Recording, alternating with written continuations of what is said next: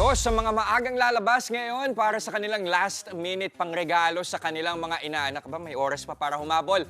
Puntahan natin ang dinarayong Tabora Street sa Divisoria kung saan live roon ang ating nag-iisang Nyora, Mami Chiki. Mami, kumusta po ang sitwasyon dyan sa Divisoria ngayong araw ng Pasko? Merry Christmas! Eto, pareho rin. Umuulan pa rin parang kagabi. Kaya medyo maluwang tayo dito ngayon. Paskong Pasko, medyo hindi ito yung gusto nating panahon. Kahapon din. Pero unang-una, Merry Christmas sa inyo. Ito, nahagilap lang namin. Meron kami kasamang gising. Ano pa pangalan nila? Perla. Perla! Ano po ang sadya nyo dito? Kayo ba'y magsha-shopping na? Or may, po. may tinda kayo doon. So papunta, kamusta po ang inyong Noche Buena kagabi? Wala, kasi nagtinda ako eh. Talagang inuura yung tinda. Ano po ang inaasahan yung mangyayari ngayon? Dahil, 25, araw ng mga pamilya. Tingin nyo ba magdadagsaan sila dito ngayon sa inyo? Wala, kasi maulan. Oy, ganun ba? Kamusta kahapon, ma'am? Medyo mabenta rin, kaya lang hindi katulad nung nakaraan, yung umuuling ko mabenta. Oh. Tapos kahapon, hindi na masyado. Gano'ng katagal na kayo nagtitinda dito sa Divisoria? Matagal na rin. Natatandaan nyo ba kung kailan yung huling maulan na Pasko? Parang ngayon lang. Oo nga di ba parang bago? Kaya medyo yun na nga sana mas maganda yung panahon pero tinignan ko yung weather report. Kailangan po magdala talaga kayo ng payo ngayong araw pero wag nating hahayaan na masira ang ating Pasko Siyempre. kahit na umuulan. Opo. Ano po ang inyong Christmas wish para sa lahat? Sana tumigil na yung mga bagyo, yung mga baha. Tama, Kasi marami ng kawawa. Opo. Panibagong taon, malapit na rin mag-New Year. Sige, sana maganda din ang maging bentahan nyo ngayon kahit na nga umuulan. Baka Sana. naman ang isipin nila, baka isipin ninyo, maganda ngayong pumunta dahil hindi nga masyadong crowded. Pareho naman, magtataas ba kayo ng presyo dahil umuulan? Hindi naman po. Yun, promise yun. Promise. Mamaya, kilala nyo si Ate Percy, yung may-ari din, Mercy, yung may-ari ng pwesto na ito. Nagsisimba lang po si Ate Mercy, mamaya siya kakausapin natin, checkin natin yung mga presyo ng kanyang mga tinda dito, yung mga paboritong laruan ng mga bata ngayon. Alam nyo ba kung ano to? Ano ba yan? Sino? Sila bubo. Si Labubu. Alam na alam. Mahilig ba kayo? Mahilig kayo sa Labubu? Hindi naman. Hindi. Pero meron ba kayong mga anak, mga apo? Wala. Okay. So hindi, kayo, ano yung paborito ninyong nakuhang, nagbukas na ba kayo ng mga gifts ngayon? Yung mga aginaldo ninyo? Ako nag-aaginaldo. Ay, kayo nagbibigay. Sige po, mamaya checkin natin yung mga presyo din dito. Sige. Maraming salamat. Ang you Perla at Merry Christmas sa pamilya Merry ninyo. Christmas. Sabihin nyo, Merry Christmas, Merry Jess. Christmas sa Ayan, Pampanga. Ayun, sa Pampanga pala. Back to you, Jess. Okay. Ako, Merry Christmas din sa inyo. Naku, walang ulan-ulan sa mga ninong at ninang na naghahabol ng pangregalo sa mga inaanak na wala rin pinipiling panahon para makakuha ng papasko. Muli, maraming salamat, Mami Chiki. Sa mga wala pang regalo sa kanilang mga inaanak, worry no more dahil sa murang halaga may mabibili ka pa ngayong mismong araw ng Pasko Kaya naman balikan natin ang ating Nyora na live pa rin sa Tabora Street sa Divisoria. Mami Chiki, ano ba yung mga last minute gift items na pwedeng mabili dyan at magkano naman kaya? Oo.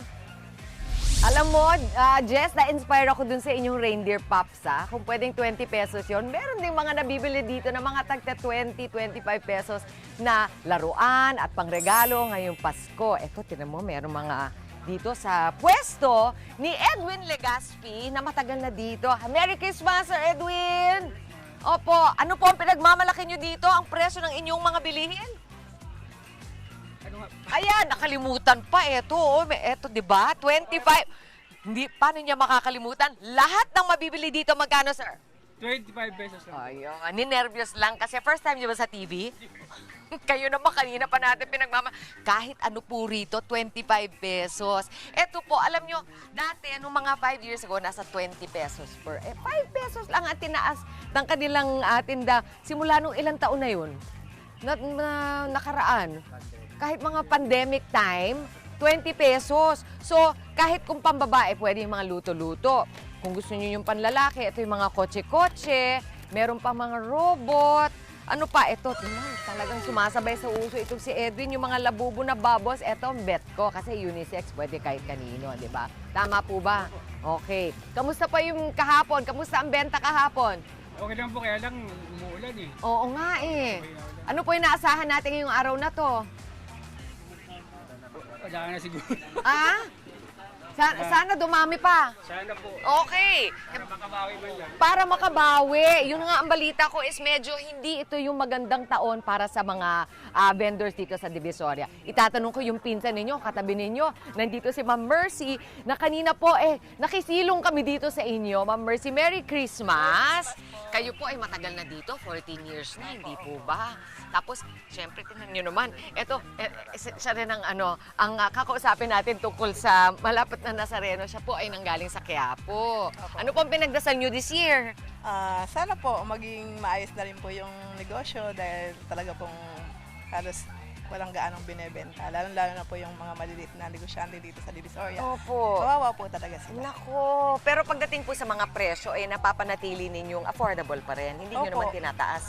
Mababa po ang bentahan, lalo-lalo na po yung mga old stock. Opo. Halos po, binenta na po namin ng mababa para lang po Aba, magandang maging tip. pera na po yun. Magandang tip yan. Hanggang ngayon, ganun. Ngayong dahil Pasko mismo, magtataas ba kayo ng presyo on Christmas Day? Ay, hindi na po. Ayan. Katunayan nga po, halos puro bagsak na po ang presyo. Ang labubo po O, yun na. napakamura na po. Ayun. 100 na lang. Nakita ko may box pa, di ba? Dati po, ano yan, 350 po. Oy!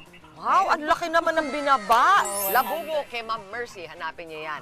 Ito po ang iba pang mga presyuhan dito sa Divisoria. Meron po mga tsinelas, syempre lagi nahahanap, nasa 130 to 150 pesos. Ang towel, nasa 100 to 120 pesos. Shoulder bags, 100 pesos. Yung mga mugs, nasa 150. Laruan, ito nga, from 25 to 150, nakita na natin kanina din kay Sir Eddie. Stuffed toys, mamaya titignan pa natin dito. 250 to 1,200 yung malalaki. Meron mga coin purse, ang cute, mga 50 pesos each. At syempre yung gift wrapper, 20 pesos for 6 para diretso balot na. Mga action figure, meron from 200 to 250. At yung mga laruang mga baril-barilan, merong 100 to 700 pesos. Pero dito po sa inyong pwesto, ang mga cutesy na mga items, ano yung pinaka naging mabili itong mga nakaraang 2 linggo? Ito po, yung labubo nga Ay, po. talagang labubo. Tumatabo si Ito po, labubo. 10 pesos na lang. Uy, ano yung 10 pesos? Ayan po. Dati po ano yan, 35. Ngayon po, 10 Tingnan nyo pesos. naman, na oh, lang. ang laki ng binagsak. Ang cute, bagsak oh. presyo na po. Nako, kasi Ma'am Mercy, di ba, yung mga bata nakatanggap sila ng mga ampaw nila. Ayan, pwede na silang pumunta dito, makakarami kayo. Ano pa, alin pa, ito makulay ito. Ang bago to ha, parang, Matagal na po yan. Ang taon po, ang presyo po niyan is parang 250. Ngayon po, 50 pesos na lang po. oh wow, ito mga bagbag. Ito po ang perfect, lalo ngayong unaulan. Pagka lumabas kayo ngayong araw nito kasama yung mga bata, ito yung mga waterproof, di ba? Yan po ang paalala namin sa inyo. Hindi naman kayo magsasara kahit umulan. Ngayong araw, hindi kayo biglang tiklop. O yan, hanapin nyo si Ma'am Mercy dito sa Tabora dahil bagsak ang presyo niya. At huwag kalimutan ang inyong mga payong dahil maulan ngayon dito sa Divisoria. Merry Christmas, Ma'am. Back to studio. Okay, pero alam niyo, iba pa rin yung experience kapag yung physical mo talaga nabibili yung mga laruan o kumpara sa online. Kaya iba pa rin ang experience ang pumunta sa Divisoria. Maraming salamat, Mami Chiki! Mga kapatid, Chiki Roa Puno po. Simulan ang inyong araw na puno ng impormasyong kapaki-pakinabang. Sama na sa isang makabuluhang umaga. Tumutok at mag-subscribe sa social media pages ng News 5.